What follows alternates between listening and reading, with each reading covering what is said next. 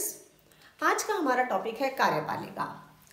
सरकार के 3 प्रमुख अंग होते हैं, व्यवस्थापिका, कार्यपालिका और न्यायपालिका। इसके ऊपर मैं पहले ही एक वीडियो बना चुकी हूँ। तो आज हम बात करेंगे कि जो संघीय कार्यपालिका है उसके द्वारा किस प्रकार से उसका गठन होता है, कौन कौन से उसके प्रकार हैं और किस प्रकार से उसके द्वारा अपनी भूमिका का निर्वाह किया जाता है, कौन कौन से काम किए जाते हैं। अगर हम पहले कार्यपालिका के अंगों की हम बात करें तो इसमें राष्ट्रपति, उपराष्ट्रपति, प्रधानमंत्री, मंत्री परिषद में जो तीनों प्रकार के मंत्री हैं और जो प्रशासनिक वर्ग होता है उसको कार्यपालिका के अंतर्गत रखा जाता है। जो राष्ट्रपति है वह औपचारिक कार्यपालिका का है। अगर हम इसे कहें वह संवैधानिक प्रधान है इस कार्यपालिका का।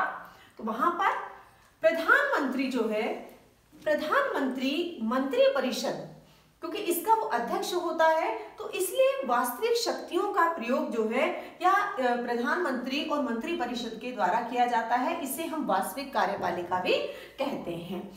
राष्ट्रपति का जो चुनाव है वह जहां पर अप्रत्यक्ष रूप से होता है, वहीं उपराष्ट्रपति का चुनाव जो है वो संसद के दोनों सदनों के द्वारा किया जाता है। इसी के साथ जब हम प्रधानमंत्री की बात करते हैं तो जब इलेक्शन होते हैं, इलेक्शन के पश्चात जो भी दल बहुमत में होता है उस बहुमत के दल के नेता को राष्ट्रपति के द्वारा प्रधानमंत्री नियुक्त किया जाता है और प्रधानमंत्री की सलाह पर ही अन्य मंत्रियों को राष्ट्रपति के द्वारा नियुक्त किया जाता है। तो ये जो गठन है ये इस प्रकार से होता है। और मंत्रिपरिषद में जो मंत्री हैं वो 3 स्तर के मंत्री होते हैं, कैबिनेट स्तर के, राज्य मंत्री और उप मंत्री। अगर अभी आपने कुछ दिन पहले देखा होगा कि वर्तमान में सरकार के द्वारा मंत्रिपरिषद का विस्तार किया गया है, तो इस विस्तार में जहां पर नए कैबिनेट मंत्री आए हैं और जहां पर राज्य मंत्री आए हैं तो वहीं पर कुछ उप मंत्री भी आए हैं। और हमने ये भी देखा कि किस प्रकार से जो राज्य मंत्री, उप मंत्री अपने मंत्रियों को यहाँ पर हेल्प करते हैं, असिस्ट करते रहते हैं, वहीं के साथ साथ उनको प्रमोशन करके कैबिनेट मंत्री का रैंक भी दे दिया जाता है। तो इस प्रकार से ये जो कैटेगरी है मंत्री परिषद की, इसको इन 3 भागों में विभाजित किया गया है। लेकिन कार्यपालिका के साथ जो एक और चीज है उसमें जो प्रशासनिक वर्ग है, क्योंकि जो नीतियों का निर्माण किया जाता है उनको लागू करने के लिए जहां पर राजनीतिक कार्यपालिका होती है वहीं पर जो ये स्थायी कार्यपालिका होती है इसकी भी महत्वपूर्ण भूमिका होती है। तो जब हम कार्यपालिका की बात करते हैं उस कार्यपालिका में ये सरकार के सारे अंग आते हैं। अब कार्यपालिका के प्रकारों को यदि हम देखें तो कार्यपालिका को 2 प्रकारों में हम रख सकते हैं। 2 प्रकार है ये। पहला है अस्थायी कार्यपालिका, जिसे कि राजनीतिक कार्यपालिका भी कहा जाता है। अर्थात ये कार्यपालिका है जिसमें कि जो हम मंत्री परिषद की बात करते हैं प्रधानमंत्री की, कि जिसमें लोकसभा के जब इलेक्शन हो जाते हैं तो जो बहुमत दल आता है चुनकर, उसमें जब है उसके माध्यम से राष्ट्रपति के द्वारा इनको की नियुक्ति की जाती है, तो इसे हम राजनीतिक कार्यपालिका कहते हैं। दूसरा होता है स्थायी कार्यपालिका। ये स्थायी कार्यपालिका है वो वर्ग है जिसमें कि जो प्रशासनिक अधिकारी और कर्मचारी होते हैं, और इसलिए इनको स्थायी कहा जाता है क्योंकि एक निश्चित समय सीमा तक ये है सेवाकालीन रहते हैं। जहां पर कार्यपालिका का जो कार्यकाल है वह कार्यपालिका का कार्यकाल 5 वर्ष का होता है, सामान्यतः 5 वर्ष का होता है।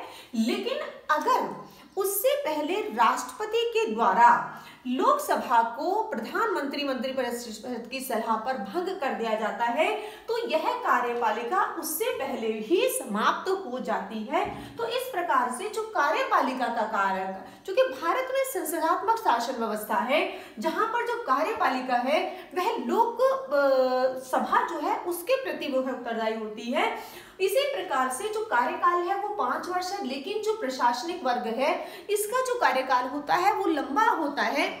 और ये जो प्रशासनिक अधिकारी कर्मचारी होते हैं, ये जो इनकी नियुक्ति है और या हम इनके प्रशिक्षण कहें, उनकी जो वह की जाती है वह उनके जो जिस क्षेत्र में उन्हें कार्य करते हैं उसके आधार पर होती है। एक विशेष प्रक्रिया के तहत नियुक्तियां की जाती हैं, विशेष प्रशिक्षण वो प्राप्त होते हैं।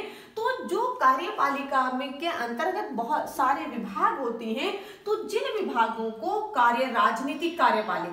राजनीतिक कार्यपालिका के द्वारा अगर उनके अध्यक्ष होते हैं, वो मंत्री होते हैं, तो उनके अंदर जो प्रशासनिक वर्ग होता है उनके द्वारा उनको डाटा उपलब्ध कराने का, उनके एनालिसिस करने का, कोई पॉलिसी बननी है उसको ड्राफ्ट किस प्रकार से तैयार होगा, ये सारा कार्य इस प्रशासनिक वर्ग के द्वारा किया जाता है।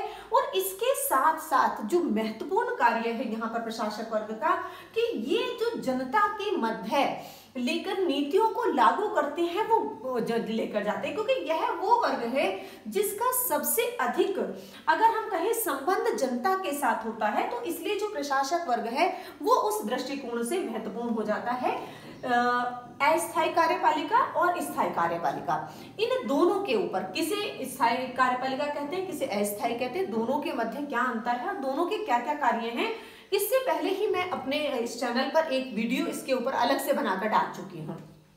अब हम बात करते हैं कि जो इसके प्रमुख कार्य हैं वो कौन कौन से हैं। तो जहां पर व्यवस्थापिका का कार्य है, अगर हम व्यवस्थापिका को देखें तो व्यवस्थापिका का जो कार्य है वह है कानूनों का निर्माण करना।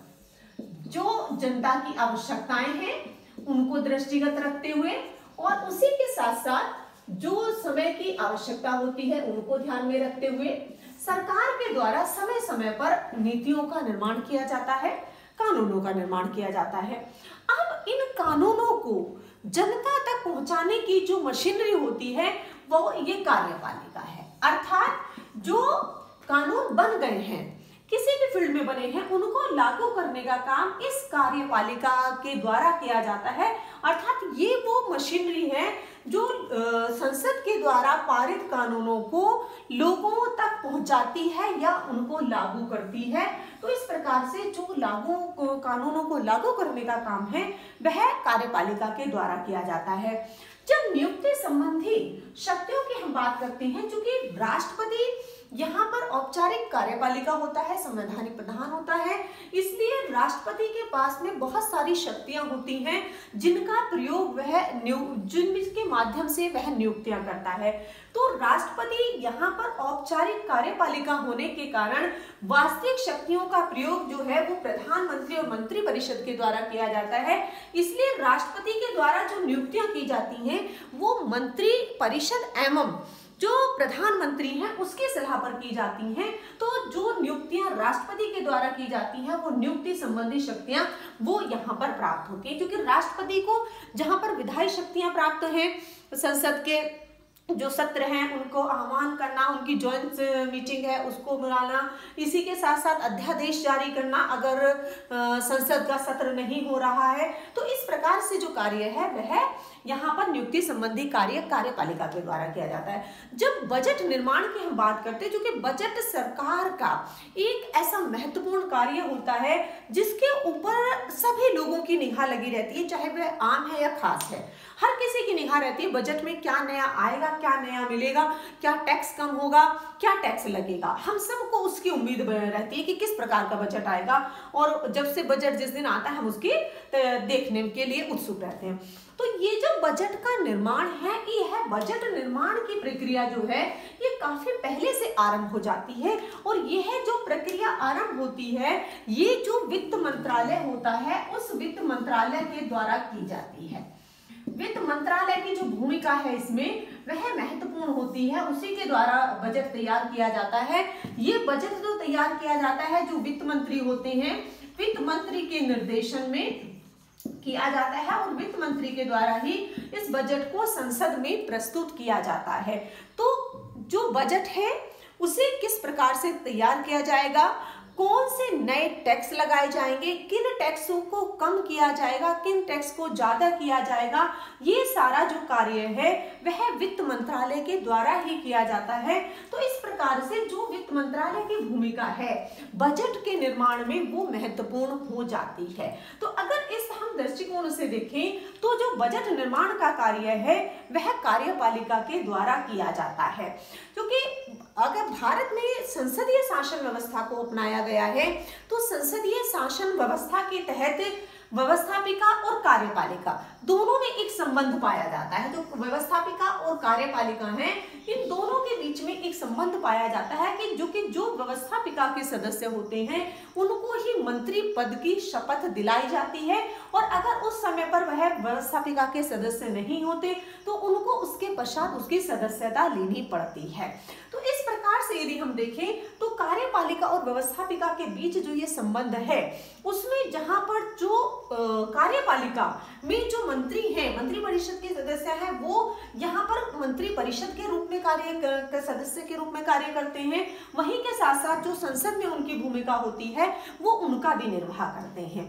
तो इस प्रकार से यह है कार्यपालिका के प्रमुख अंग कौन कौन से हैं? राष्ट्रपति, उपराष्ट्रपति, प्रधानमंत्री, मंत्रिपरिषद और प्रशासनिक वर्ग। प्रकार में अस्थायी कार्यपालिका और स्थायी कार्यपालिका।